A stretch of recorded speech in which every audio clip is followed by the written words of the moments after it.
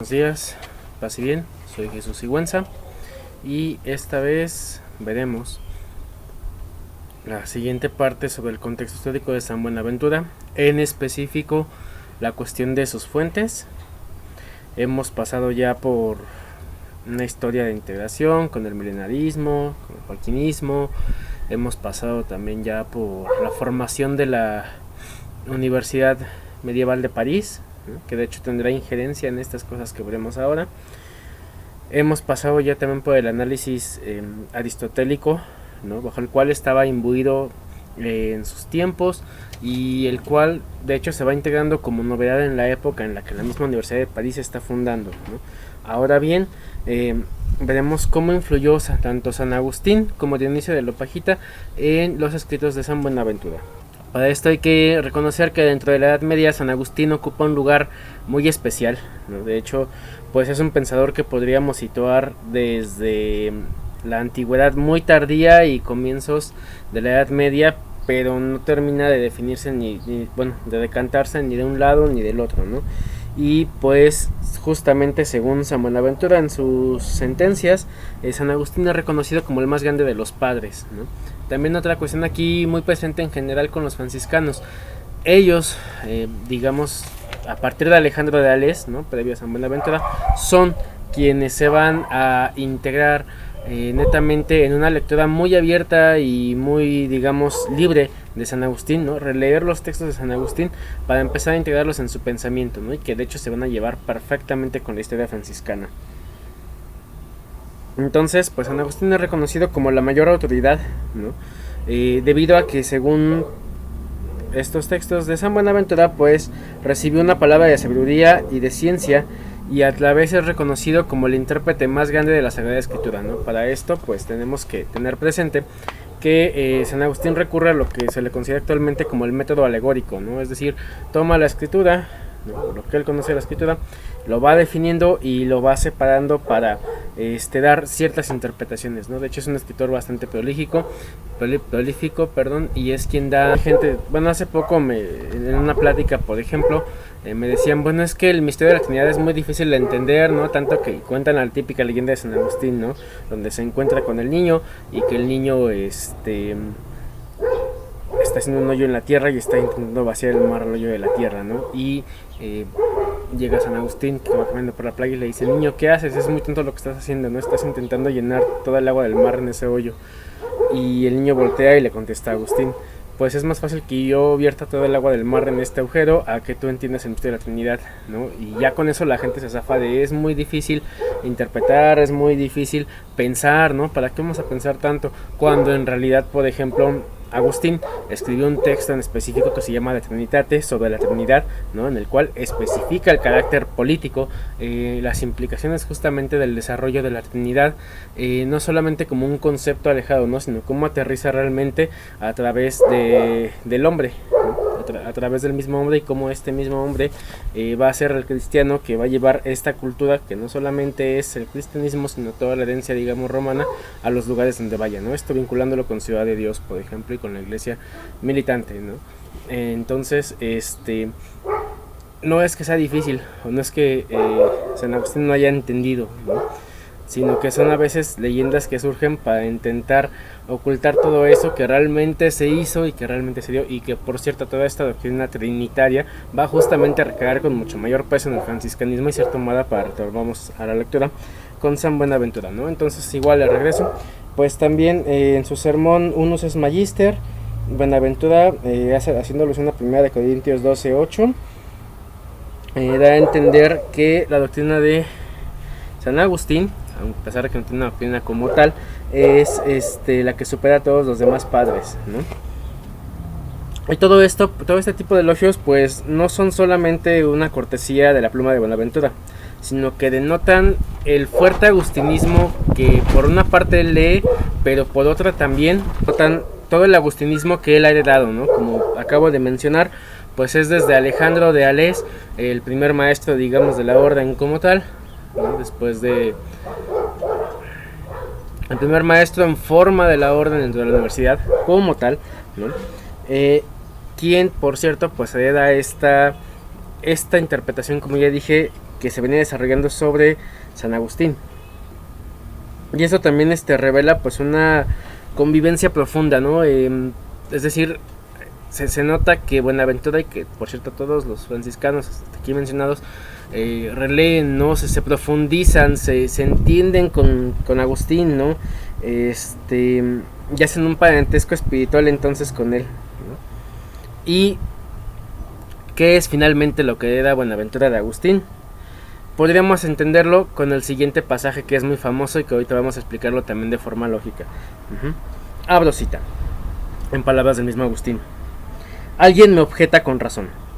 Para poder creer, tengamos de presente, primero necesito entender. Con no menor razón, yo puedo responderle con el profeta: cree para poder entender. Luego, tenemos razón los dos. Por tanto, aquí va, ¿no? Entiende para creer, cree para entender. Va a ambos lados, ¿no? Es inútil hablar más. Esfuérzate para entender con fe la palabra que yo te predico. Y ten fe para obtener por ese camino la inteligencia de la palabra de Dios. Fin de cita. Esto pues es de los sermones de San Agustín, es el sermón 43, número 7, ¿no?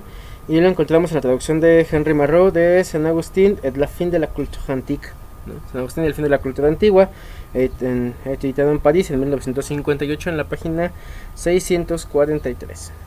Ok, y entonces paramos un poco para analizar esto, ¿no? Y nos damos cuenta, obedece una forma lógica que en un momento parecería incluir y, la fórmula y también ¿no? Es decir, cree para entender y entiende para creer, ¿no? Pero si esto lo formulamos un poquito, ¿no? Lo traducimos un poquito al lenguaje proposicional, entonces tenemos, ¿no? El valor de creer, ¿no? Una C. Si creo, entonces entiendo.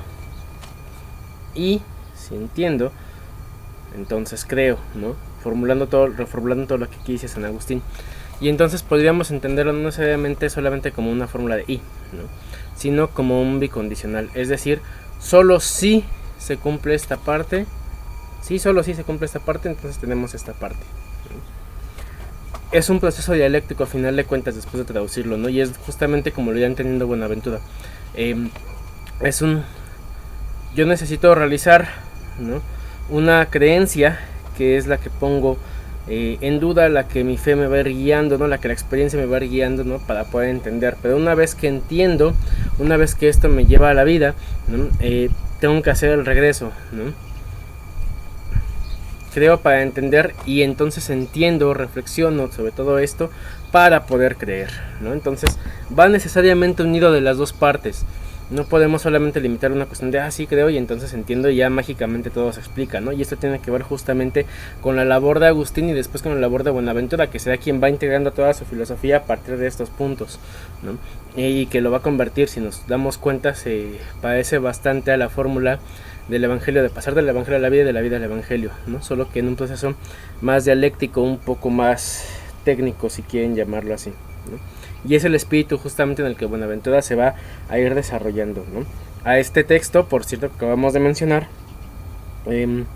a Buenaventura le hace eco otro texto sobre Jeremías, ¿no? Y el que habla de la alegría de los que experimentaron los discípulos al contemplar a Jesús resucitado, ¿no? Abro cita.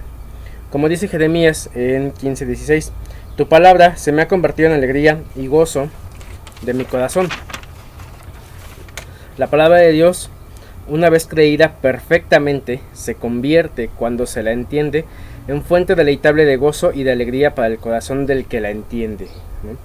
Esto lo encontramos, fin de cita, en el sermón Don Enoch Pash, ¿no? En los sermones número 11, en los sermones dominicales, ¿no? Traducidos por J.G. Bourguiol en la página 295. Entonces, vemos justamente la integración de este proceso.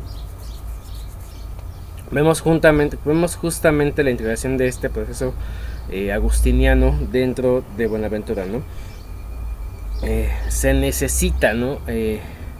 Entender la palabra, entender lo que se está viviendo para poder tener una fe justamente más fuerte. Y este será justamente el proceso que vamos a encontrar específicamente con San Buenaventura, ¿no?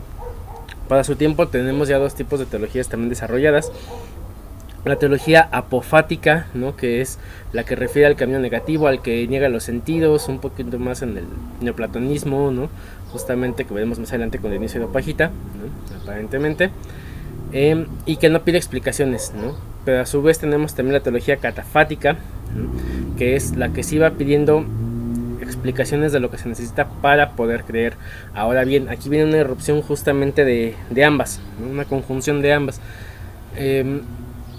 Se necesita de la parte apofática, por supuesto, que es, al menos desde Buenaventura, un paso dentro de todo lo que se tiene que hacer, pero no se deja de lado el desarrollo de la razón, ¿no? La fe y la razón van conjuntas en un camino de experiencialidad, que es justamente lo que va a denotar o lo que denota el franciscanismo.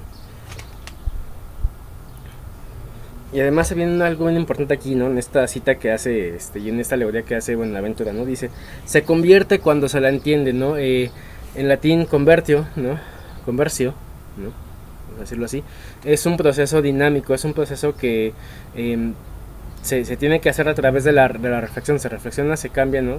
En griego lo tenemos como metanoia, pero ya en conversio tiene otra situación, ¿no? También podemos ver esta parte de conversar, ¿no?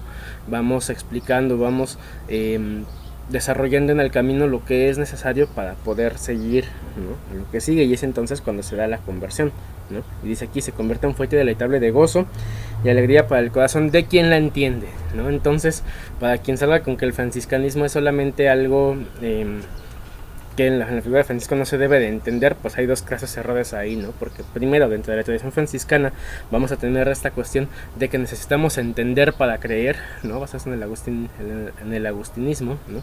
Necesitamos entender y estudiar nuestra fe y estudiar el proceso por el cual vamos caminando, como una cuestión segunda, ¿no? Francisco, a pesar de que él dice, que ya lo mencioné en otros videos, que es simple e idiota, simplex en latín otra vez, vuelvo a referirlo como en otros videos, se refiere a sin doblez, ¿no? Sea una persona sin doblez, ¿no? Y que no me interesa llevar los estudios para enaltecerme, ¿no? Porque pues al final de cuentas el mismo Francisco tenía un conocimiento vasto de la escritura, ¿no? O sea, y se veía que seguía reflexionando a través justamente de ello. Entonces, si un franciscano sale con eso, pues no, o alguien que se dice franciscano sale con esa cuestión, pues claramente no va dentro de la tradición franciscana.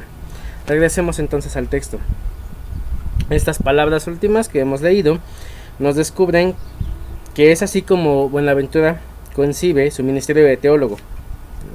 Y entonces su teología se basa justamente en esta cuestión, ¿no? Podrá haber quien diga que lo califica como intelectualista, ¿no? A partir de este punto,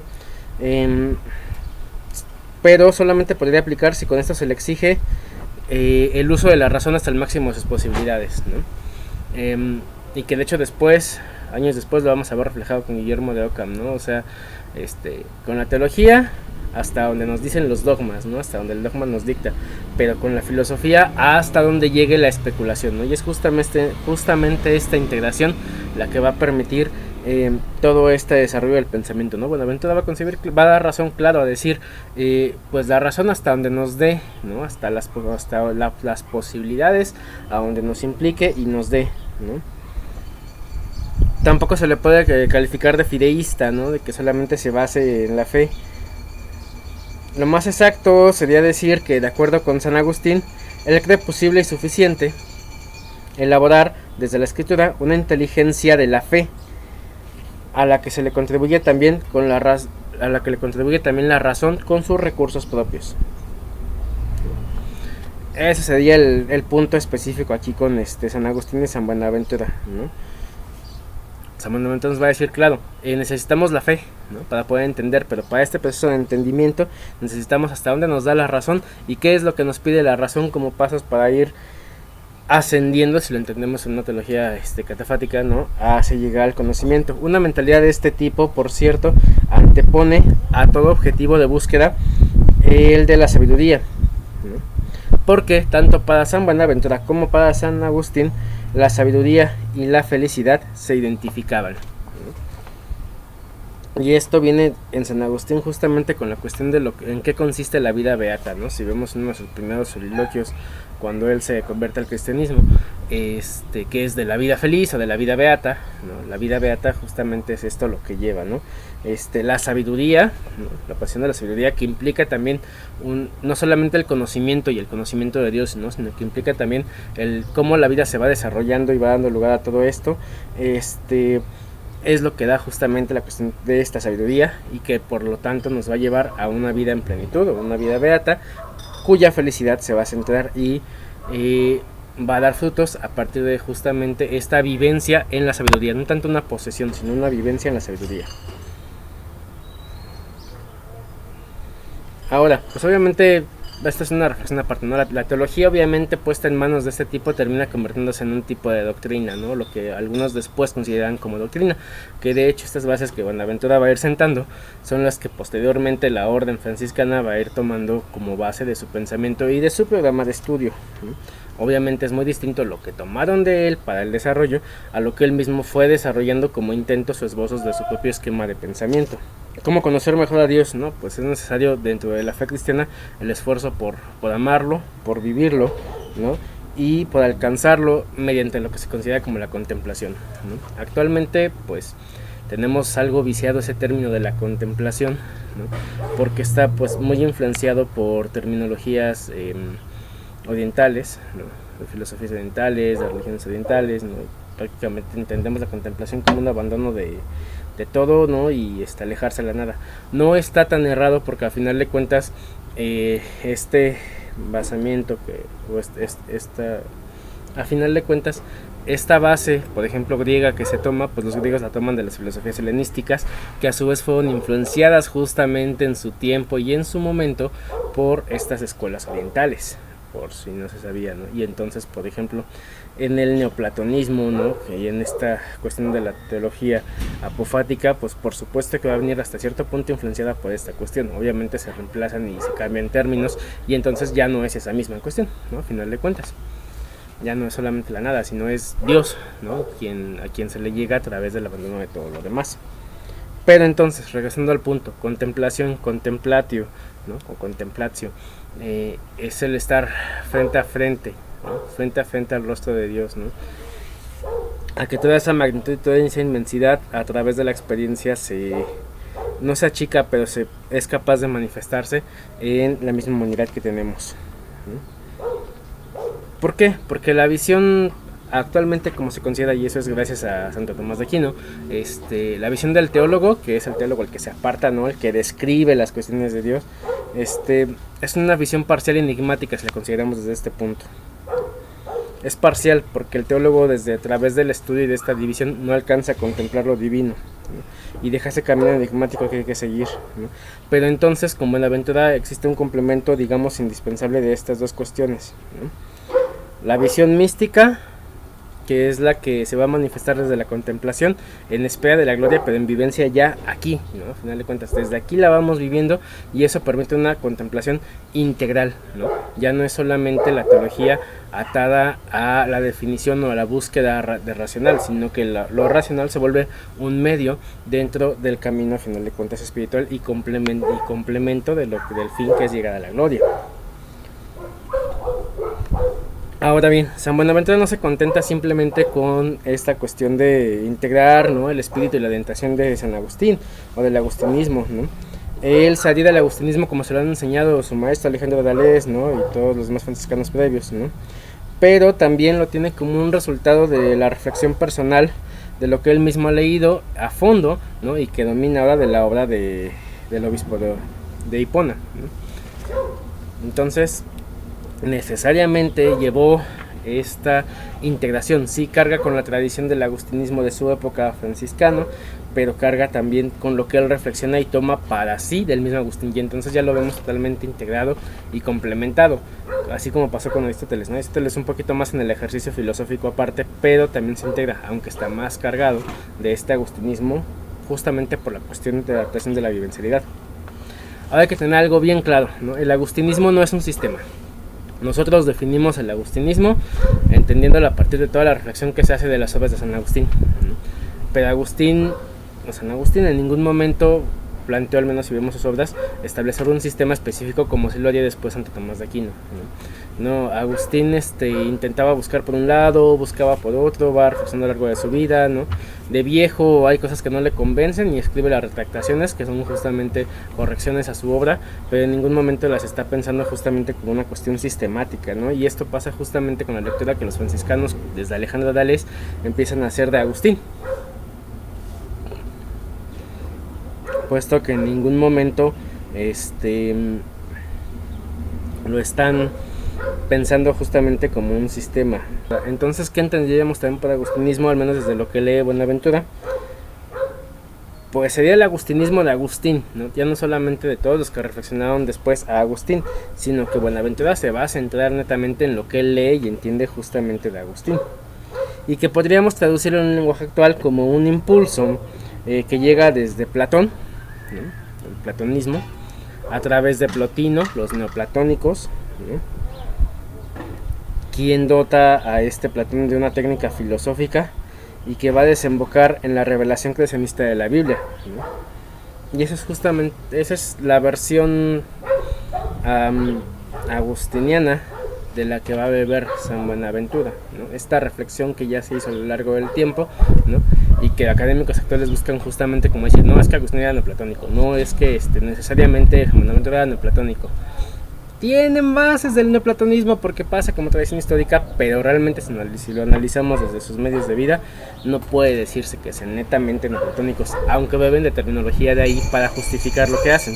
De toda esta tradición que explicamos sobre el agustinismo de Agustín, ¿no? Buenaventura hace un inventario de sus temas fundamentales a través de esta cita. Abro cita. Nadie ha descrito mejor la naturaleza del tiempo y de la materia que San Agustín en sus Confesiones.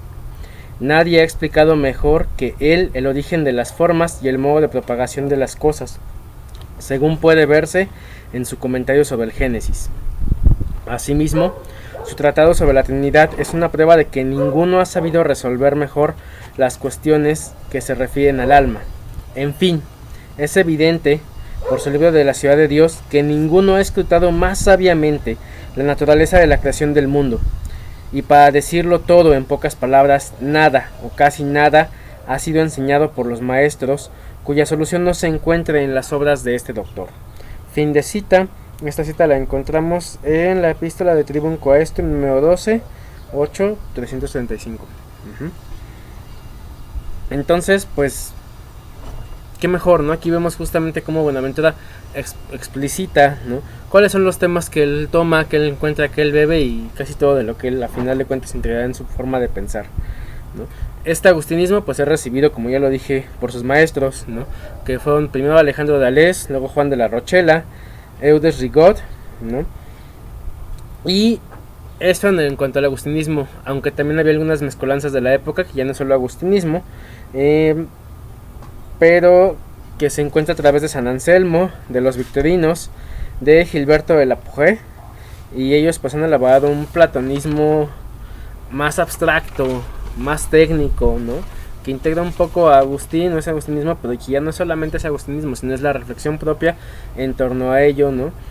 Y que además encontraremos también que bebe de la fuente de Pedro Lombardo, ¿no? Con su Liber Sententiarum, que si nos atendemos justamente a la Escuela de los Menores de París, el primer punto que ellos toman a través de Alejandro de Ales es justamente estudiar estas sentencias de Pedro Lombardo, ¿no?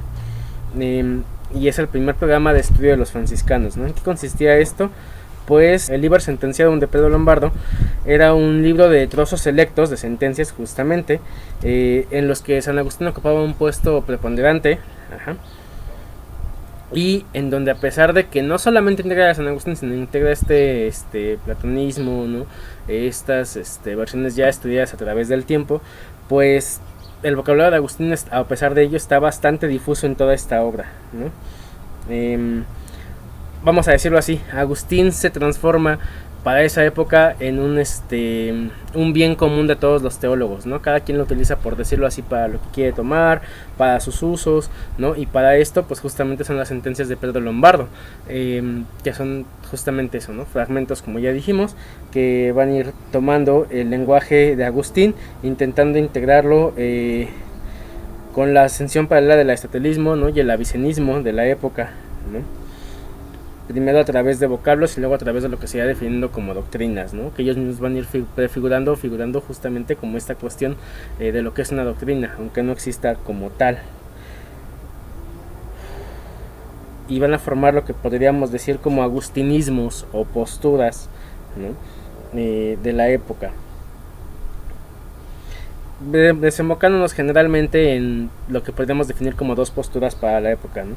Primero, a través de Gilson Etienne, ¿no? Él nos dirá que existe un agustinismo que él llama aristotelizante, ¿no? Que en este caso habrá sido defendido por Alejandro de Alès, Juan de la Rochela y, según Gilson Etienne, por Buenaventura, ¿no? O sea, digamos, esto es basado en el estudio de Gilson Etienne. Ahora bien, hay que recordar que pues Gilson Etienne es un autor neotomista, ¿no? Entonces pues va a defender más la cuestión justamente de Tomás de Aquino y de cómo aplica para actualmente, ¿no? Y por lo tanto pues va a basar esta visión que tiene de San Buenaventura y de los franciscanos en este análisis,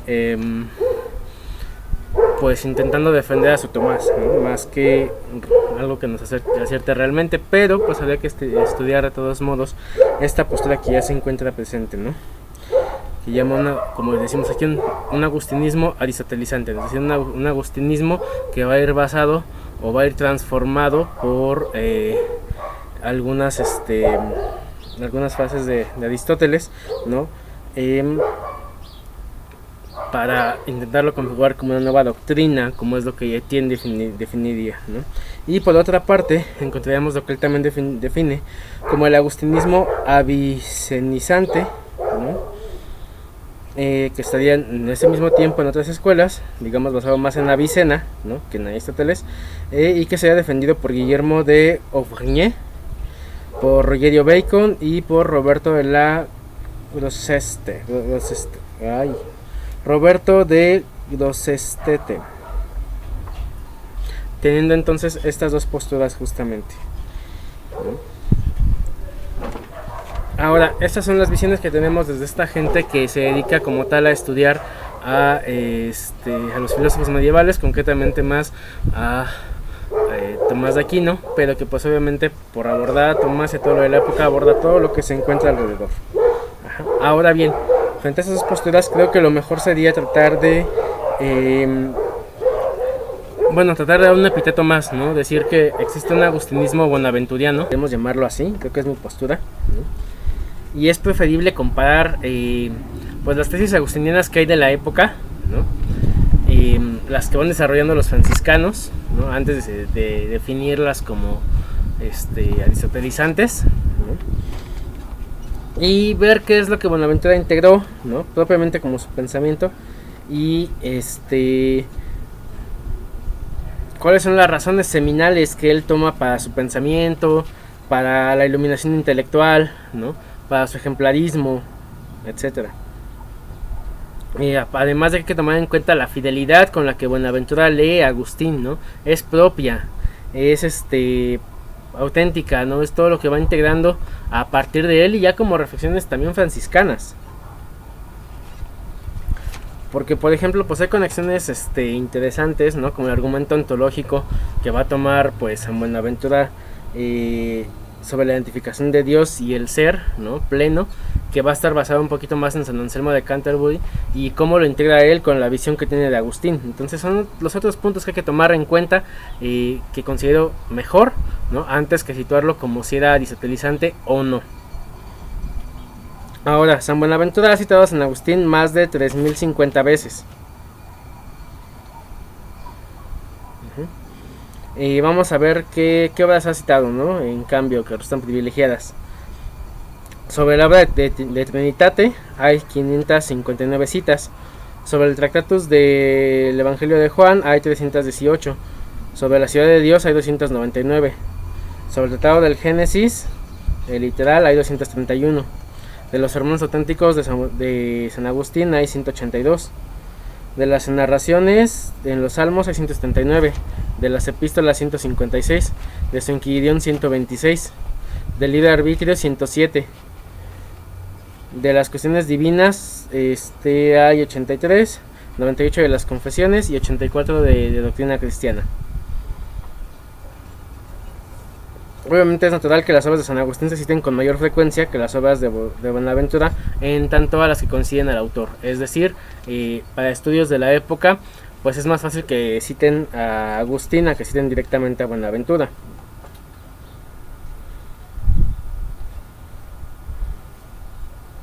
Un ejemplo que nos permitirá captar de forma personal con la que Buenaventura sigue pues la autoridad de San Agustín, la vamos a encontrar en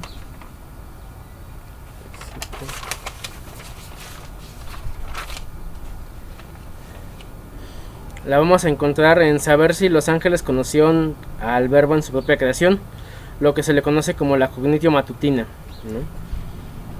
Para esto, en su determinatio, Buenaventura observa que hay al menos dos soluciones, según se recurra primero al de Génesis literal o al de Ciudad de Dios. Si se recurre al Génesis, se afirma que los ángeles buenos han sido creados y al mismo tiempo glorificados, de modo que han conocido todas las cosas en el verbo y en las razones eternas. Esta sería una primera cita y un primer modo. El segundo sería que si no se apoya en el de Ciudad de Dios, se dice exactamente lo contrario, a saber que ha habido un cierto lapso de tiempo entre la creación de los ángeles y su caída o glorificación, de modo que los ángeles buenos no han tenido la cognitio matutina inmediatamente. Pero entonces Buenaventura aplica esta generalidad, ¿no? Aplica una exégesis de los dos textos y concluye distinguiendo que la cognitio matutina tiene dos sentidos. Un sentido amplio en el que el conocimiento de la criatura misma, para una mirada hacia abajo, hace referencia a la gloria de Dios en que ésta transforma todo, y una cognitio vespertina o secundaria, en la que existe el conocimiento inmediato del verbo y de las razones eternas, ¿no? Para esto Buenaventura va a añadir lo siguiente, abre cita: expresarse de este modo denota mayor cortesía para con Agustín que el no poner de relieve la ambigüedad de su exégesis, afirmando aquí lo que niega allá. No podemos creer que un gran hombre como él se contradiga precisamente en aquello de lo que no se ha retractado. Fin de cita, y esto lo encontramos en el segundo de Sentencias, de la 4 a la 3, párrafo 1, ¿no?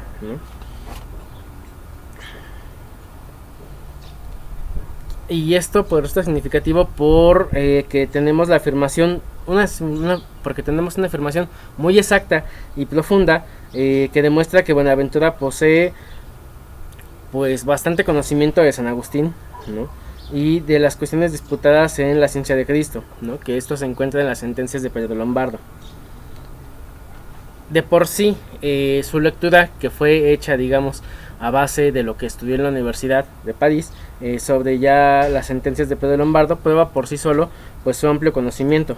Pero las cuestiones como esta, ¿no? Que es un análisis profundo sobre los argumentos en pro y en contra, nos permite observar la importancia que Buenaventura da justamente a Agustín y cómo lo va conciliando para determinar el pensamiento y las pruebas que él va dilucidando dentro de su propio pensamiento. Ahora bien, intentar dar un conocimiento amplio de la obra de Agustín en Buenaventura implicaría irnos pie a pie por citas, por sentencias, ¿no? Para poder darnos cuenta de la diversidad de las obras y el conocimiento que se tiene sobre ellas. Para lo cual pues no vamos a entrar de lleno en esto, ¿no? Ya que es meramente una guía dentro de lo que se tiene en su pensamiento. Y también habría que tomar en cuenta lo siguiente: toda la literatura, que es un tercer punto, toda la literatura apócrifa que había en la época sobre San Agustín. El siglo XIII pues tuvo varios títulos que ponían el nombre de Agustín, aunque no lo eran, ¿no?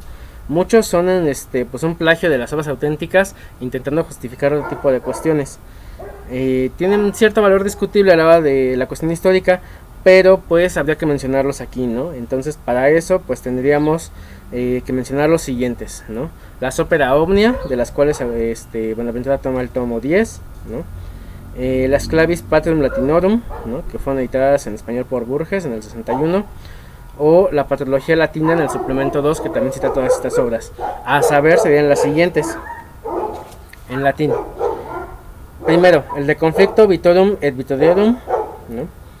El Dialogus Q65 Annosorium, el de Diligento Deo, ¿no? De Alquer de Cladobó, el contra Feliciano Mariarum, el de Fidi contra Maniqueos, el Hiponosticon, el de Mirabulus Santa Scripturae de Agustinus Ibernicus, después el Ques et Novo et Veteri Testamentum, después el contra Quinque Aereses, después el Servo ad Frates Ineremo, también el Soliloquium, que es un anónimo del siglo XII, y el de Verat Falsa Potentia, que es un anónimo del siglo XI. Y además habría que poner aparte y por resaltado el apócrifo más importante, que sería el de Spiritus et Anima. Este opúsculo, cuyo autor y fecha de composición es todavía imposible situarlo exactamente, ha sido citado por San Buenaventura 50 veces, y de una manera altamente significativa, porque algunas de estas citas han dado origen a sus desarrollos doctrinales. Ahora, dentro de la cuestión histórica de este opúsculo específicamente, pues Esteban de Poligny, o Stephanus de Poliniaco, como es conocido, escribe en su Quaestio in loco anima exultae, item Agustinius de Spiritu et Anima, quem tamten Agustinus non enumerat in canon librorum suorum in libro Retractionem ibit dicit, ¿no? Por lo tanto, partiendo de Esteban de Poligny, podemos citar la fecha de impugnación de la obra, que sería cerca del 1240.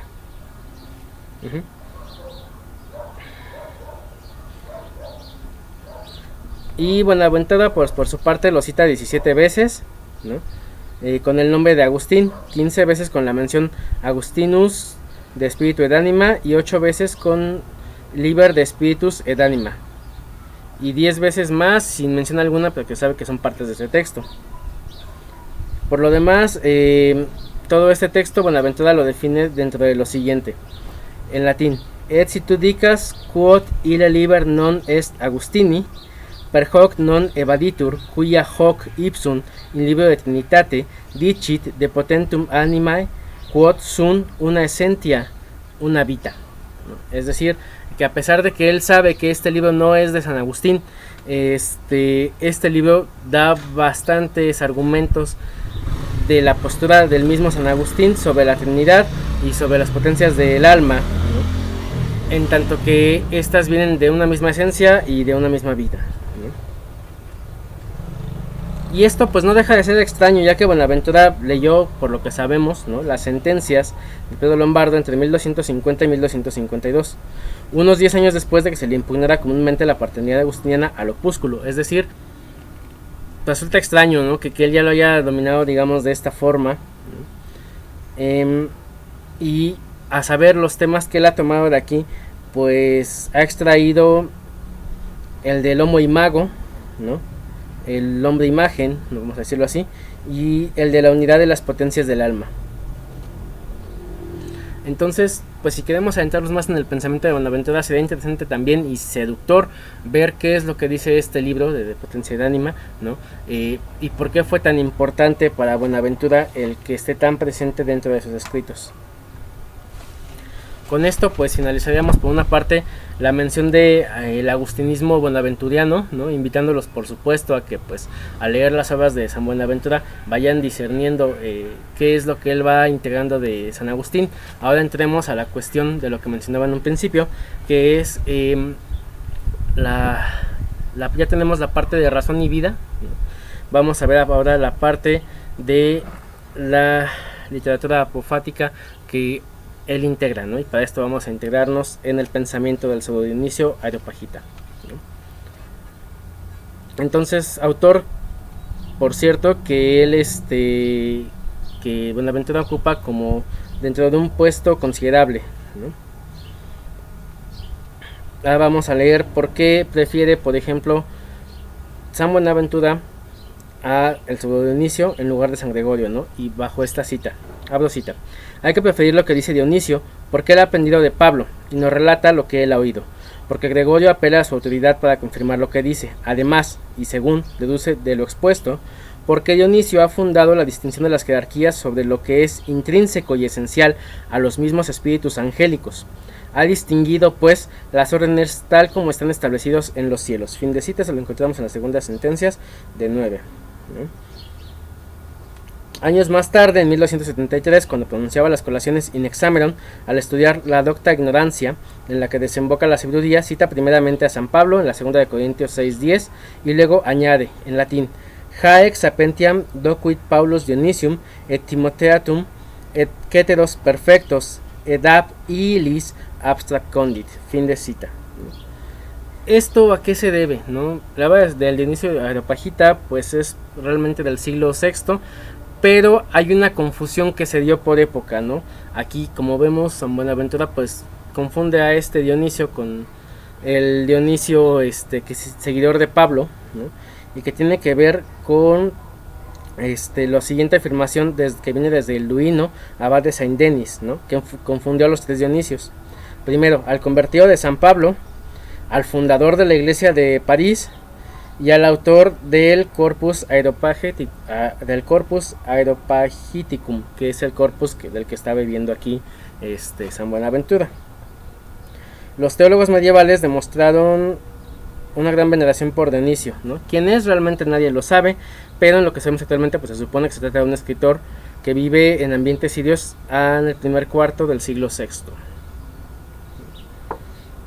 Esta cita la sacamos de H.F. Dandin de Le Corpus Dionisium de la Universidad de París au tercer ciclo del siglo XIII, ¿no?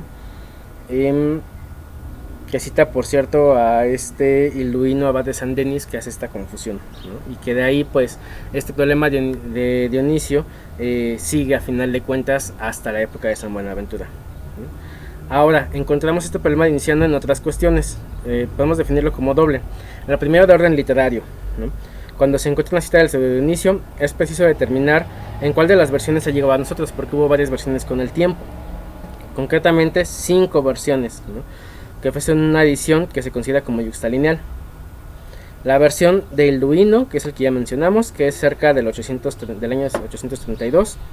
La de Juan Escot Eurígena, que es por la que ha pasado en su mayoría la filosofía, que es cercana al año 867. La de Juan Sarraís, que es del año 1667. La de Roberto de Grosestete, que es contemporáneo de San Buenaventura, que es del año de 1235. Y la Extractio de Tomás Gallus, que es del año de 1238. Entonces primero tenemos ese problema, de qué versión tomó, de qué versión bebió, ¿no? Y cuáles estuvo leyendo. Y la segunda es el nivel doctrinal, que en este caso nos inmiscuiremos en Buenaventura cómo va esto, ¿no? En un nivel literario digamos que Buenaventura lo ha citado 248 veces. En una versión que conocemos como la versión E aparece 31 veces, la E modificada 58 veces, la E corregida por S 29 veces, la versión S 20 veces, la versión S corregida por B 2 veces, la E corregida por S más R 3 veces y la versión original 1 vez, ¿no? Entonces vemos que a final de cuentas Buenaventura va viviendo de todas estas versiones que se van utilizando. Ahora, ¿qué conclusión podemos sacar fuertemente para esto y que nos importe? Pues que dentro de la Escuela de los Menores de París existía al menos una versión original del Corpus Dionisiano, y que esta versión fue reelaborada muy posiblemente por Alejandro de Ales y por San Buenaventura. ¿Por qué? Porque Alejandro de Ales ignora la versión R, mientras que Buenaventura la tiene a su disposición, ¿no? La versión S, y la utiliza al menos 3 veces. Entonces entraríamos más en cuestiones de nivel doctrinal de qué es lo que nos quiere decir cada versión y cómo la toman ellos como franciscanos y la integran para su propio pensamiento.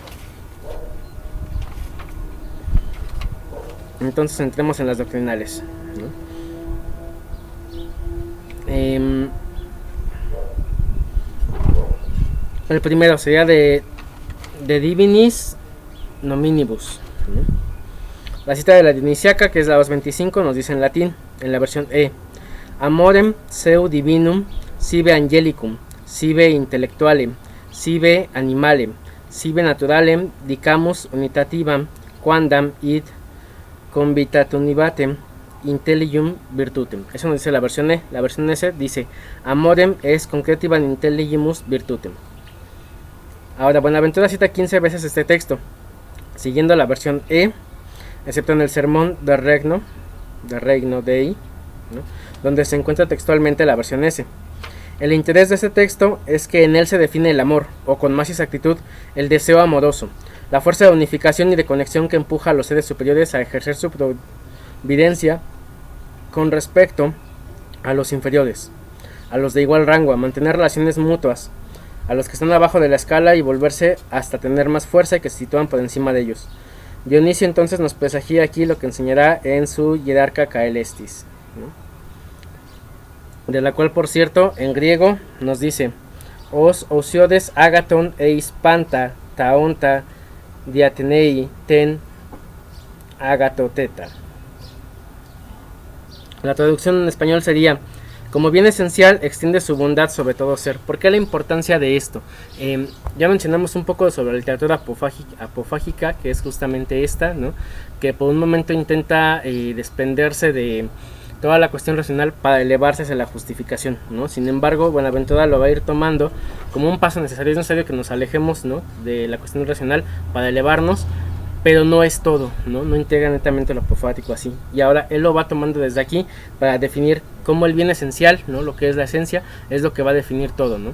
Vemos que Dionisio lo pone en un primer momento como diciendo, bueno, el amor, ¿no?, el amor terrenal, es impuro porque define esto, y entonces habría que tenernos al bien esencial, al bien que realmente invade todo lo demás y lo regresa al uno, ¿no? Ahora, la traducción latina de ese texto, que es usada muy recurrente a comienzos del siglo XIII, dice bonum difficibum sui, ¿no?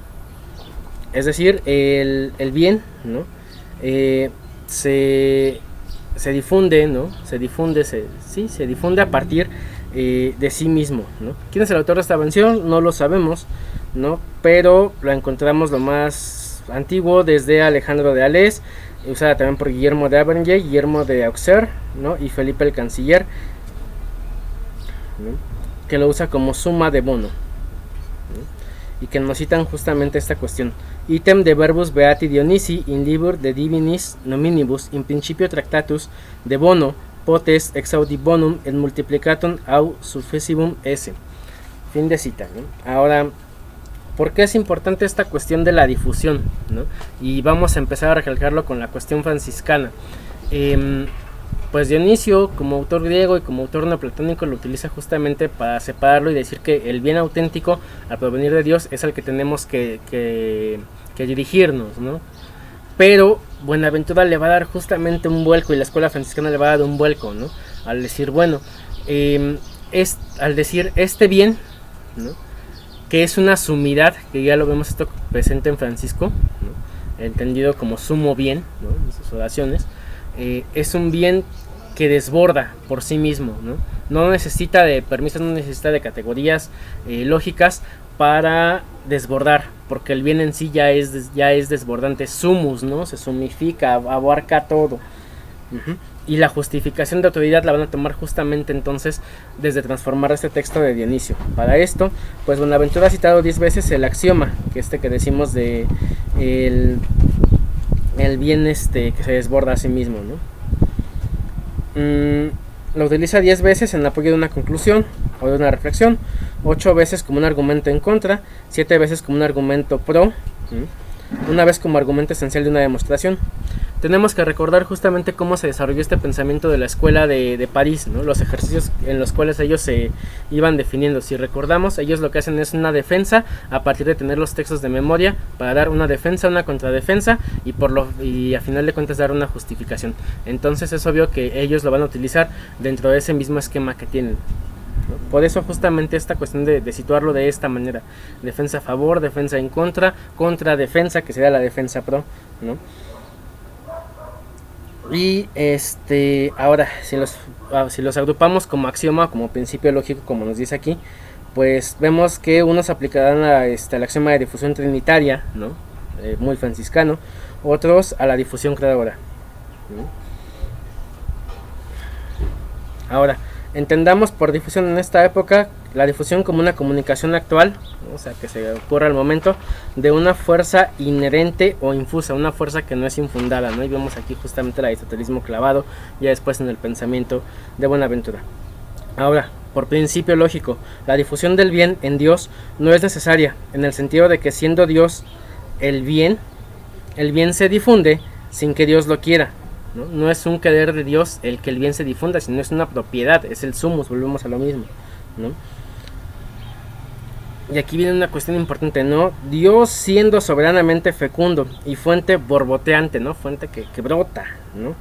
Su bondad soberana se esparce entonces como su sabiduría y como su poder. Es entonces donde tenemos la cuestión que les digo de la sumidad, ¿no? Esta cuestión de soberanamente es importante, ¿no? El soberano es el poder, ¿no? La potestad en latín, ¿no? O la potesta, perdón, en latín, ¿no? Que es este poder que se difunde y que es el que da autoridad justamente política a todo lo que se difunde después, ¿no? Entonces, tomarlo en cuenta como sumus es bastante importante aquí. Ahora, ¿cómo lo entiende Buenaventura? Lo entiende como difusión trinitaria, ¿no? Que es una doctrina capital dentro de su pensamiento, ¿no? Al ser franciscano, pues obviamente esta doxología trinitaria que empieza con Francisco en sus oraciones y que va siendo parte de la vida franciscana, se va transformando en un fundamento que tiene que aplicarse también como axioma lógico, ¿no? Dentro del pensamiento que ellos aprenden en la Universidad de París. Entonces, en Dios, desde Buenaventura, la difusión es soberana y se produce en el seno del mismo Dios. Las personas, por una comunicación siempre actual o natural, ¿no? Porque la bondad de Él es una naturaleza voluntaria, ¿no? Entonces, la difusión va a venir de Dios hacia las personas, ¿no? Pero va a venir no porque Dios lo quiera o no lo quiera, sino porque es una propiedad netamente de Dios, ¿no? Es lo que de hecho en el pensamiento de Buenaventura se definirá después como la recreatio, ¿no? ¿Cómo nosotros podemos permitir la recreación o que se recree el mundo? Pues a través justamente del cumplimiento de esta difusión soberana, ¿no? De esta potestad de Dios que se viene hacia nosotros, ¿no? Y que a final de cuentas configura una sola y una misma realidad, ¿no? Que es liberal, ¿no? Porque sale de la voluntad de Dios, ¿no? Y que es necesaria, porque Dios no puede comunicarse soberanamente sin término, ¿no? Dios se comunica porque es parte de lo que viene de Él, ¿no? No es un ente alejado por allá, como diría justamente toda la tradición apofática, ¿no? No está alejado, sino que Buenaventura lo transforma en que es dinámico, no es en el sentido de dinamis del espíritu, va transformando porque sale de por sí de Dios, ¿no? Y aquí es donde viene justamente esta justificación lógica para esta justificación política del actuar del franciscano, ¿no? A final de cuentas viene también de un sumus perfecto, ¿no? Porque se le da a todo aquel que lo puede recibir, es decir, la bondad de Dios y su poder soberano se distribuye sobre todo, y todo el que lo pueda recibir es aquel que lo tiene, ¿no? Y aquí justamente en el que lo pueda recibir es este caminar franciscano, ¿no? Que es el que va a ir ascendiendo y subiendo por esta cuestión. Eso en cuanto a la difusión trinitaria, ¿no? Dios se hace presente en la persona. Ahora, en cuanto a la difusión creadora, esta salió de la voluntad firme de Dios de derramar su bondad, creando como principio eficiente, creando según lo que Él es como causa ejemplar, creando para Él como causa final que reconduce todo hacia lo que Él crea. Entonces sí, vemos un principio neoplatónico aquí, pero no es un Dios alejado, ¿no? Al menos desde la cuestión trinitaria y franciscana, es un Dios que se halla presente y cuya voluntad se derrama por principio, vamos a decirlo natural, de lo que Él mismo es. Y ahora vamos a entrar, una vez aclarado esto, que por cierto es lo que va a dar también postura después a lo que en el itinerario de la mente hacia Dios Buenaventura señala como la speculatio pauperis in deserto, ¿no? La especulación del pobre en el desierto, ¿no? Que es este desarrollo del caminar a que tiende hacia Dios, ¿no? Fíjense, muchos desarrollan el texto del itinerario como un texto catafático de defensa de la fe, pero en realidad integra ambas cosas, integra a Dionisio, ¿no? En esta parte de ir subiendo y nos transforma a partir de axiomas más lógicos en axiomas de vida, ¿no? En potencias que se pueden ir viviendo, al final de cuentas la sustancia del franciscanismo. Ahora vamos a entrar entonces en el texto de la teología mística, ¿no? Que es el texto más interesante extraído directamente por San Buenaventura de Dionisio de Apagita y que lo ha citado al menos 5 veces. La versión más completa se encuentra en el itinerario de la mente hacia Dios, en el número 7, y vamos a leerlo completo, porque esto es muy importante para lo que después vendrá siendo también la teología de la altísima pobreza y la genealogía de la altísima pobreza. Nos dice el texto de San Buenaventura. ¿Y qué hay que decir con Dionisio, el Dios Trinidad? Trinidad sobreesencial y sobredivina, guía eminente de los cristianos hacia la sabiduría divina. Condúcenos a la cima superconsciente, superluminosa y completamente sublime de las palabras místicas. Condúcenos allá donde los misterios nuevos, absolutos e inalterables de la ciencia de Dios se ocultan en tinieblas resplandecientes, en el seno del silencio, donde se relevan sus secretos. Porque esta oscuridad muy profunda es la más resplandeciente de las evidencias, el más fulgurante de los esplendores. Es ella quien ilumina todo, la que llena hasta el máximo con sus claridades invisibles y con sus bienes superiores las inteligencias que han renunciado a la visión sensible. Esto en cuanto a Dios. Y ahora, en cuanto al amigo, al que escribe, digámosle con él. Para ti, amigo, mantente en las vías de la contemplación mística. Deja tus sentidos y las operaciones de tu inteligencia, lo sensible y lo invisible, lo que es y lo que no es. Y por todo este no saber, reintégrate tanto como te sea posible en la unidad de aquel que sobrepasa toda esencia y toda ciencia. Es, efectivamente, en este desprendimiento sin medida de ti mismo y de todo lo que está en absoluta pureza de espíritu, como el éxtasis te da subir hasta el rayo sobreesencial de la divinidad tiniebla, despojado de todo y libre de todo apego. Fin de cita.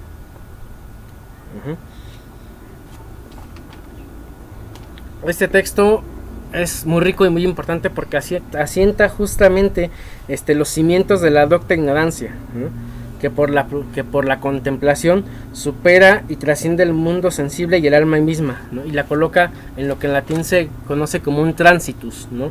Este paso en espera, pero que nos permite ya contemplar la divinidad, ¿no? Que es como lo irá al menos trabajando Buenaventura, ¿no?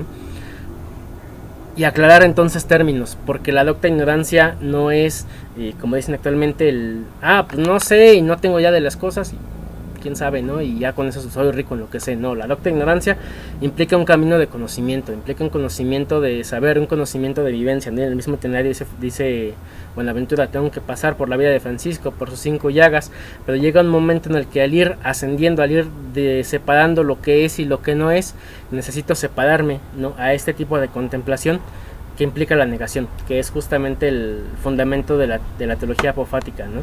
La situación del no saber, la situación del no estar, el tránsitus en qué va situado, ¿no? Y también, por supuesto, no es un tránsito de Francisco. El tránsitus es este paso. Visto de otra manera, podríamos situarlo como el paso de la muerte, el paso de la tumba, ¿no?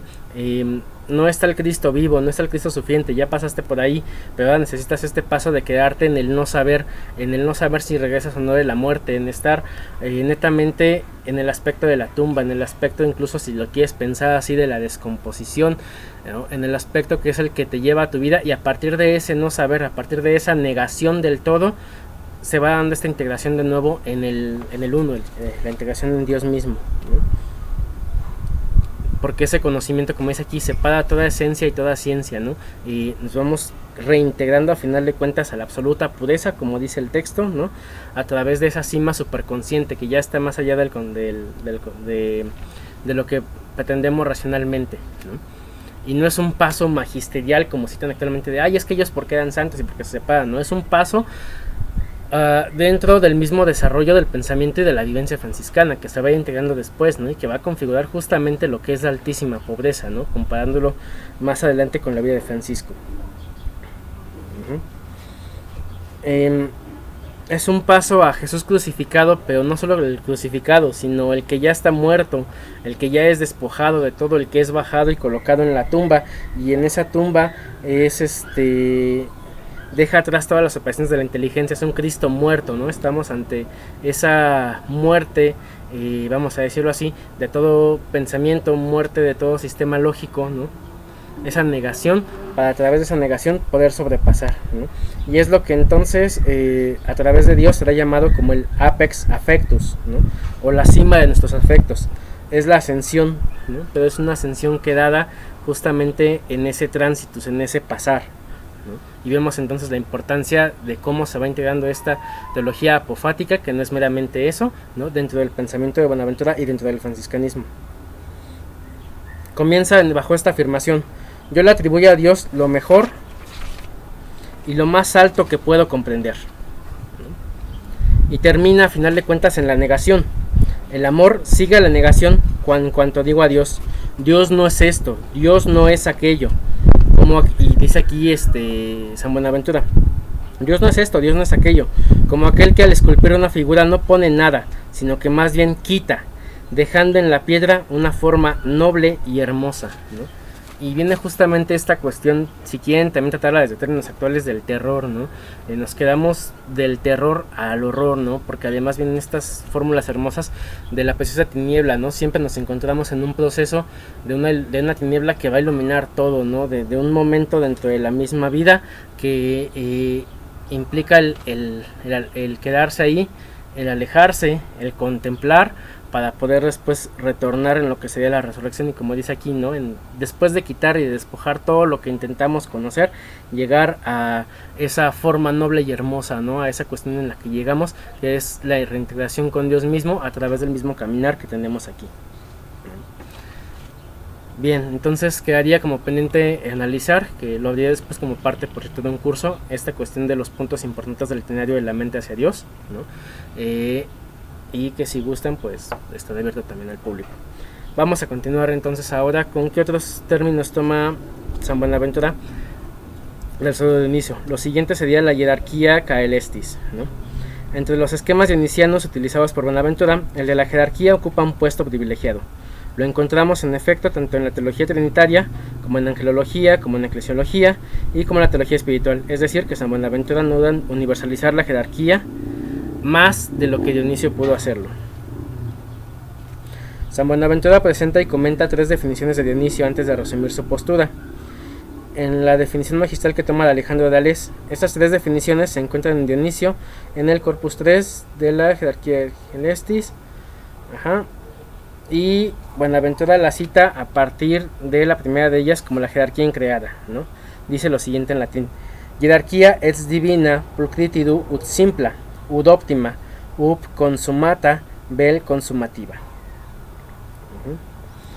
Buenaventura no deja de citar textualmente la versión no modifica menos a Dionisio, pues el Areopagita no tiene idea de cómo introducir una definición de la jerarquía increada para esclarecer la noción de jerarquía de jerarquía celeste. Es decir, Buenaventura lo está utilizando para lo que Dionisio no hizo el texto. Por otro lado, Dionisio jamás ha utilizado la palabra jerarquía para designar la divinidad, sino la palabra tetrarquía, ¿no? Digamos, jerarquía de 3, ¿no? Se trata pues ciertamente de una transformación voluntaria que Buenaventura le hace sufrir al texto dionisiaco. El comentario que hace de él explicita todavía más la intención de superar la teología trinitaria de Dionisio.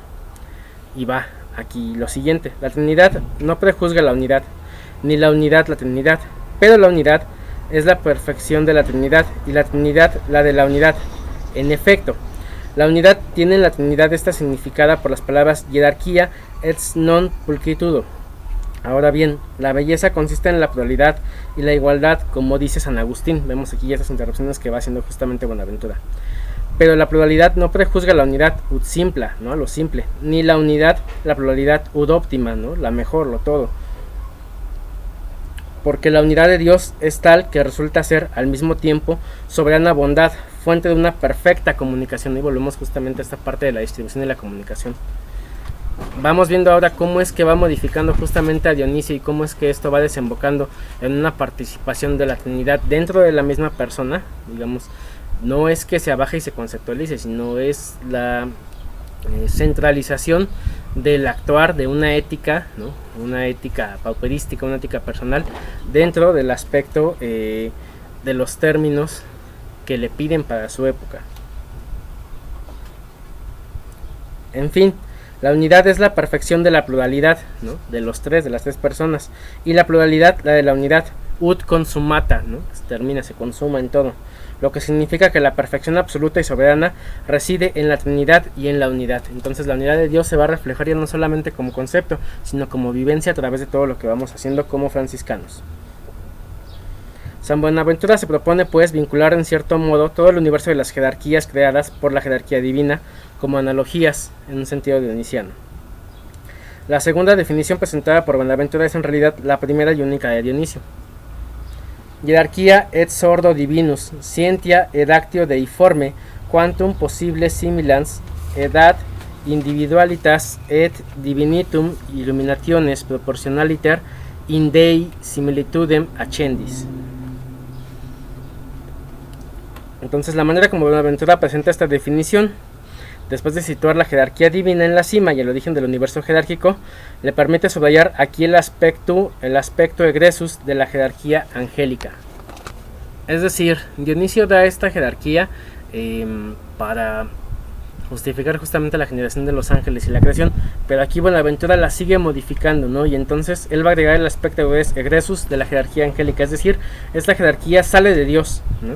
En cuanto a imagen y semejanza, ¿no? Otra vez volvemos a axiomas lógicos. Ajá. Y entonces, de manera exacta que el hombre sale de Dios por modo de la imagen, los ángeles salen también de este orden, ¿no? Entonces, el ordo divinus va a ser la scientia ed ordo, ¿no? Es decir, el orden divino va a dar el lugar al conocimiento, a la ciencia y a la ciencia del orden. Entonces, la teología de las apropiaciones divinas esclarece este proceso en cuanto a orden o poder ordenado. Volvemos al potestad, ¿no? El poder va a salir de ahí, ¿no? La jerarquía angélica se relaciona entonces con el Padre en cuanto a ciencia, ¿no? El Padre, el orden del Padre, el orden del orden divino es el que va a dar la ciencia, ¿no? Y aquí vamos la primera. En cuanto a ciencia, con el Hijo, ese conocimiento, esa sabiduría de ciencia, el Hijo lo va a dar como el camino a conocer. Y tercero, en cuanto a actividad, con el Espíritu Santo, ¿no? Y entonces ya vemos esta cuestión también, ¿no? Todo esto sale de Dios, pero no sale solamente a nivel conceptual, sino que sale a nivel creacional, ¿no? La creación se mueve justamente en esto. El orden divino va a provenir de la ciencia que el Hijo dio como conocimiento del camino a seguir, ¿no? Y que se traduce a través del actuar o la actividad del Espíritu Santo, que además Buenaventura va a añadir lo siguiente: secundum memoriae intelligem et voluntatem, uniendo así su comentario a la explicación que ha dado de la asignación agustiniana de la imagen. Entonces, ¿cómo lo entendemos así? Este orden trinitario, ¿no?, va a proporcionar la memoria, ¿no? Se va a encontrar a través de la memoria, es decir, del camino que va recordando. Esto es netamente agustiniano, de el proceso de inteligir, ¿no?, de ir discerniendo cada uno de estos, ¿no? Y a final de cuentas de la voluntad misma sale de ahí, y la voluntad se va a colocar en el hombre de tal manera que el hombre retorna a través de este caminar. Es un egreso de Dios hacia el hombre y del hombre hacia Dios, ¿no? Va la respuesta. La jerarquía sale también de Dios por la semejanza, ¿no? Deiforme in quantum possible est similans, ¿no? Deiforme, este término nos dice a la forma de Dios, ¿no? La forma de Dios es la que va a dar justamente esta cuestión de la jerarquía angelical y también de la jerarquía bajo la cual el hombre se va a ir moviendo, ¿no? Deiforme in quantum possible est, ¿no? Deiforme por la forma de Dios en cuanto a la posibilidad de lo que tenemos, ¿no? En cuanto a la similitud, similans. Y esa semejanza a la vez es un hábitus, ¿no? Entendiendo el hábito, y vamos a retornar lo que hemos tomado en videos anteriores, no solo de Buenaventura, sino en general franciscanamente, ¿no? El hábito no es solamente la túnica, el hábito no es lo que se coloca encima, el hábitus es lo que se va llevando dentro del actuar del mismo hombre. Volvemos a la cuestión de la ética, ¿no? Un hábito es una disposición estable, ¿no? Pero que no es solamente suelta así, sino que está ahora a la deiformidad, a la forma de Dios, ¿no? Y entonces es un acto, un retorno a Dios, ¿no? Un retorno a Dios a través de las mismas iluminaciones divinas. Vamos viendo entonces cómo se conceptualiza políticamente esta definición trinitaria, ¿no? La tercera definición propuesta por Buenaventura está en la realidad dada por Dionisio como el fin de la jerarquía. Dionisio dice: Hierarchia et ad Deum quantum possibile est similitudo et unitas ipsum habens scientiae sancta ed actions ducem ed ad suum divinissum decorum immutabiliter defiens quantum vero possible est reformat suos laudatores. Buenaventura, por lo demás, él no se engaña sobre el sentido que da Dionisio a esta definición. Para Dionisio es el fin de la jerarquía, ¿no? El fin de la jerarquía es justamente, o de la jerarquía, como él dice, el amor, la manifestación del amor divino, ¿no? Pero para Buenaventura es donde viene, ya salió el egresus y ahora viene el regresus, ¿no? El retorno a Dios. La jerarquía lleva así ese regreso como una exigencia, ahora desde cómo lo coloca Buenaventura, ¿no? Como un hábitus, y lo vive en su actualidad bajo la dirección de Dios, ¿no? Este hábitus ya va netamente al retorno, al regreso a Dios, ¿no? Un regresus, pero desde que ya está fundamentado, que proviene de, entonces necesita necesariamente regresar a, no es el fin de la jerarquía como Dionisio de ya justifique lo que está ahí, se acabó, no. Buenaventura lo transforma en esta cuestión militante y el regreso trinitario, ¿no? Del actuar bajo la dirección de Dios, y es lo que podríamos llamar una ética franciscana, una ética pauperística, una ética de la especulación del pobre en el desierto. Y entonces repensar qué significa el hábito, ¿no? Un hábitus, ¿no? El hábito, esta disposición al regreso, ¿no? Que implica al menos desde las fuentes bonaventurianas y franciscanas. Este regreso inmutable es el de una plenitud de gracia y de caridad, tal que por su fecundidad la jerarquía puede ayudar a los demás. Entonces la jerarquía deja de ser un concepto idealizado en la lejanía para ser un concepto que permite la voluntad del camino divino en el actuar de la ética, ¿no? Franciscana, que cada cual va tomando y que va asumiendo dentro de este mundo, que permite entonces más adelante el concepto de la recreatio, como ya lo dije, ¿no? Rehacer la creación, regresar a la creación. Reuniendo todos los elementos analizados en los tres textos de Dionisio, el carácter jerárquico de la monarquía divina. 1. 2. La noción de la jerarquía en su egresus de Dios, a su imagen y semejanza.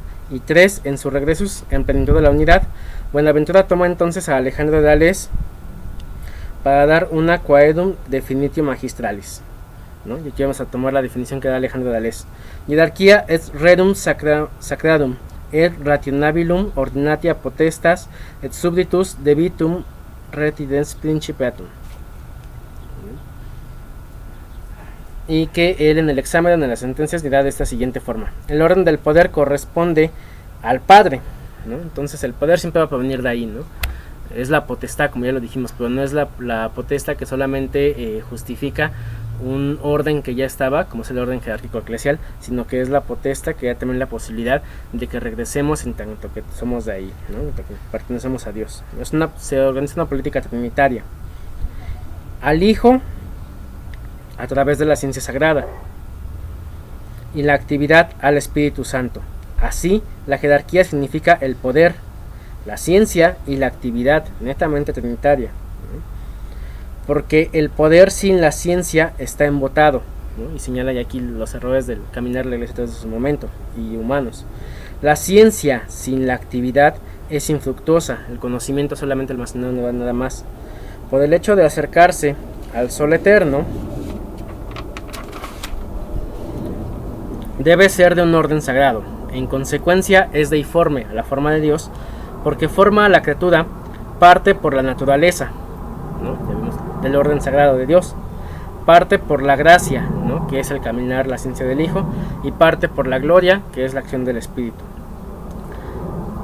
por la imagen, por la semejanza y por la deiformidad, otra vez una trinidad, ¿no? Por la imagen que tenemos que Dios, por la semejanza que nos va hacia Él, y por la deiformidad, porque tendemos hacia esa forma de Dios. Se eleva por las iluminaciones divinas, por una influencia, que es el mismo Dios. Esta influencia no es simplemente creada, lo cual no quiere decir que sea influencia de una influencia, ya que esta influencia lleva a Dios. Significa en efecto una continuación con el primer principio y una reducción al primer principio, y en modo alguno a la manera de una unidad distante. Fin de cita. Es pues una influencia verdadera que sale y vuelve, como el Hijo ha salido del Padre y vuelve a Él. Con razón Dionisio la asimila a un orden sagrado, a una ciencia y una actividad, por el hecho de que se elevan en la medida de sus fuerzas a la deiformidad, parte por la naturaleza de la imagen, parte por la naturaleza de la semejanza, es decir, de la gracia, parte por la naturaleza de la deiformidad de la gloria. En la medida de las fuerzas, lo más y lo menos depende de la capacidad y determina la reducción de la semejanza con Dios. Y ahora este orden trinitario no solamente y tributario, ¿no? Porque se le tributa a Dios, a los atributos de Dios, no viene solamente de Dionisio, sino que viene también de una exégesis que San Buenaventura hizo de Hugo de San Víctor, ¿no? Y los victorinos, ¿no? Entonces vemos cómo se van agregando todos estos elementos al pensamiento de San Buenaventura para determinar nuestro actuar como hombre, ¿no? Entonces el hábito del que el hombre se carga, el hábitus, es justamente la participación dentro de esta política, vamos a definirla actualmente así, ¿no? O el orden de la política divina, ¿no? La potestad ya no es nada más el trono vacío que dejó Dios para que la iglesia lo represente, sino la potestad, desde aquí ya vemos que transforma en tanto que la misma creación, ¿no? Cada hombre, cada parte de la creación, vuelve y retorna desde que tiene esta semejanza y este estado de gracia al que hay que regresar y hacer presente, hacer actual dentro de lo que denominamos como realidad. Entonces no tenemos una realidad distante, sino una realidad presente, transformante y cambiante.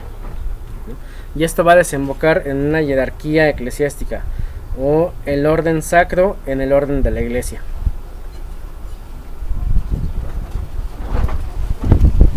El texto dice así: Quodam ergo etsa principum sacrificiodum mandatorum sacre actions ad aliorum divinorum eliquorum et sacrorum actionum susceptivam opportunitatem formans animales nosotros habitus ad supercaelestis quetis anagogen nosotrum itet faciens. Ese texto, que es el de Dionisio en la versión E, es citado por Buenaventura de la siguiente forma: Secundum quod accipitur pro res sacramenti definitur a Dionisio. Baptismus est regenerationis sacramentum. Secundum quod primitus subsistit in anima spiritualiter formans animalem motus ad opportunitatem divinorum eliquorum et actionum aet caelestis quietis anagogem iter faciens. Este texto es copiado literalmente por San Buenaventura de Alejandro de Ales en su glosa cuarta a la sentencia de 3.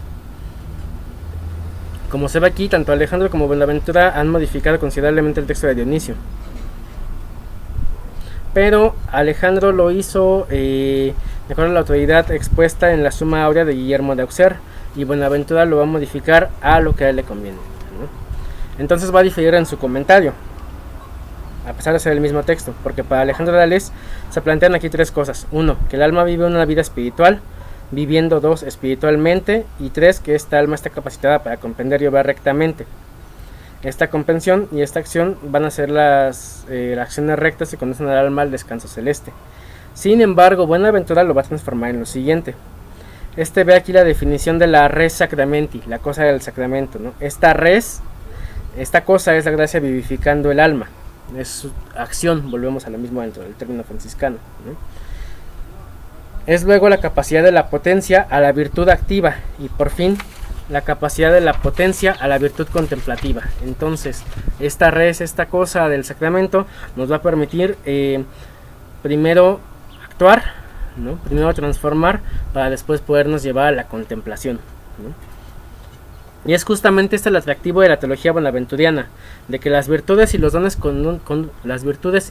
conducen al alma, ¿no? Pero esta alma va informada, transformada por la gracia, y no solo se queda ahí, sino que la gracia opera y lleva hacia la vida contemplativa, y de la vida contemplativa lleva al regreso hacia lo mismo, ¿no? Que es justamente lo que ya mencionaba de la speculatio pauperis in deserto. Y en conclusión de todo esto, podemos decir que Buenaventura ha recibido desde el inicio un cierto espíritu que podríamos denominar jerárquico, ¿no? Él utiliza toda la parte de la jerarquía, pero que él va a modificar para la idea de egresus y regresus, ¿no? Que aunque no sea un patrimonio directo de San Buenaventura, porque él va modificando lo que tiene en su época, como el pensamiento de los victorinos, luego de San Víctor, ¿no? Que también Tomás de Aquino lo va a tomar para su Suma Teológica de una forma totalmente distinta, ¿no? Sí es una idea que va a permitir retransformar el pensamiento y la teología de las relaciones entre Dios y la creación, ¿no? Y que, por cierto, Tomás de Aquino lo va a tomar con base a lo que escribe Buenaventura para modificarlo al sistema que él sí crea, ¿no? Como tal, digamos, efectuado. Buenaventura jamás crea un sistema, Tomás desde el principio lo hace con ese sentido. Y nos preguntaríamos entonces, ¿no? Antes de continuar, ¿y por qué Buenaventura no hizo un sistema, ¿no? Teniendo todos estos elementos? Pues la respuesta está en la misma vida franciscana. La vida franciscana no exige una sistematización de las cosas, ¿no? Exige justamente ir dentro de la misma vida, y que esa misma vida va pulsando y va transformando. Dionisio ha suministrado a Buenaventura un método que éste transformará por completo, pues hay mucho más en Buenaventura que en Dionisio, como hemos visto. Efectivamente, la teología evoluciona sobre estos tres modos: el modo simbólico, que enseña el buen uso de lo sensible; el modo especulativo, que enseña el buen uso de lo inteligible; el modo místico, que nos lleva a los arrobamientos y a los éxtasis del espíritu. Y la teología buenaventuriana es lo que va a hacer, conjuntar los tres, ¿no? De hecho, es lo que vamos a ver, ¿no? La teología especulativa la vamos a encontrar en el Bibliocium de Buenaventura, ¿no? Netamente catafática, ¿no? Apoyándose en las razones necesarias. Sin embargo, en el Itinerarium va a tener una teología más simbólica, ¿no? Sí, ayudándose del método catafático, pero llegando también o pasando a través del capítulo 7 por la vía apofática, para llegar al límite de lo posible, ¿no? Llevamos ese pensamiento al límite de lo que nos lleva a lo posible, de lo que podemos entender, para después negar y transformarlo otra vez y tener una vía de regreso, ¿no? Más que intelectual. Entonces, el don de la sabiduría desde Buenaventura nos va a introducir al conocimiento experimental del conocimiento sapiencial, del conocimiento del camino del Hijo, ¿no? Y en lugar de encontrarlo en un pensamiento sistemático, lo vamos a encontrar en vías de camino a través de estas analogías, de estos principios axiomáticos, que son a la época, entendamos lo del tiempo de Buenaventura, de la escuela de París, ¿no? Que van a permitir justamente este camino, este tránsito de la teología especulativa y la simbólica a la mística, y de la mística al regreso a lo mismo, ¿no? Entonces no hablamos solamente de que sea un autor catafático o sea un autor apofático, tiene una propia vía, el término buenaventuriano, que va incluyendo las tres, ¿no? Y no solamente en un caminar en escala, sino que va y baja, ¿no? Así como lo encontramos en la oración franciscana de "Oh alto y glorioso Dios", es el mismo tipo de caminar si hacemos justamente la comparación, ¿no? Obviamente más esquematizado al tiempo de la universidad,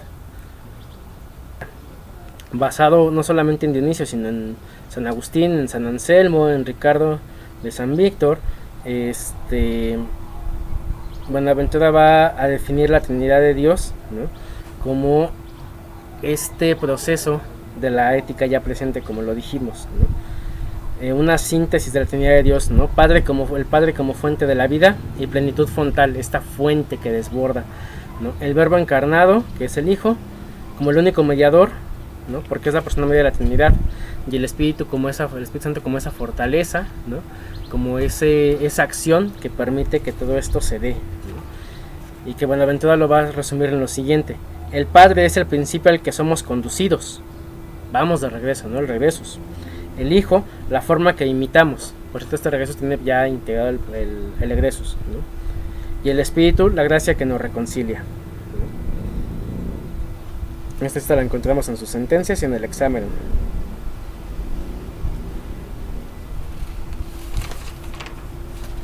Y esto justamente que va a llevar a que entonces, si tenemos una iglesia terrestre y una iglesia celeste, ¿no? Va a ser entonces el caminar de la iglesia que Buenaventura determina, ¿no?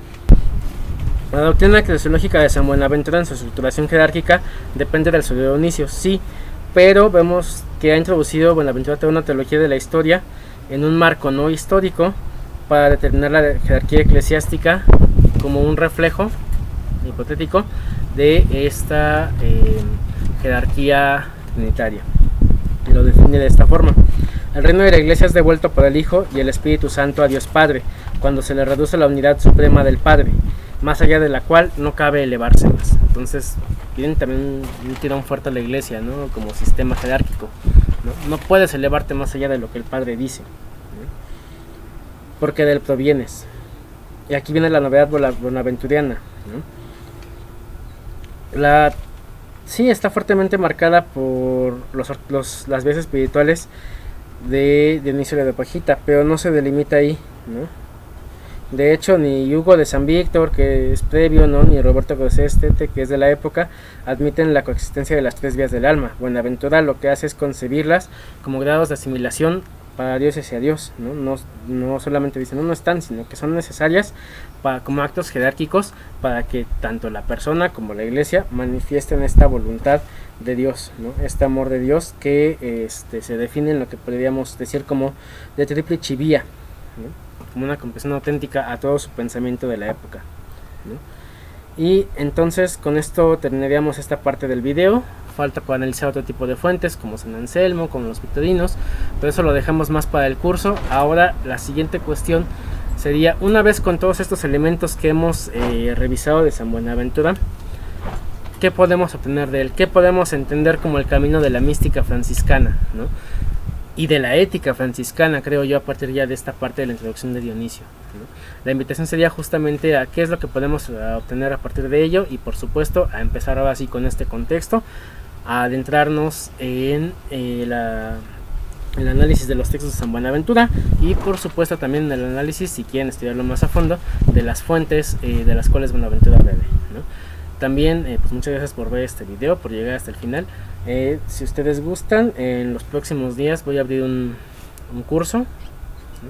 Justamente sobre el itinerario de la mente hacia Dios de San Buenaventura, para que analicemos este texto, ¿no? Entonces y veamos ya ahora sí en comparación qué elementos tenemos y qué es lo que podemos extraer para un pensamiento franciscano actual a partir de los elementos que San Buenaventura nos da.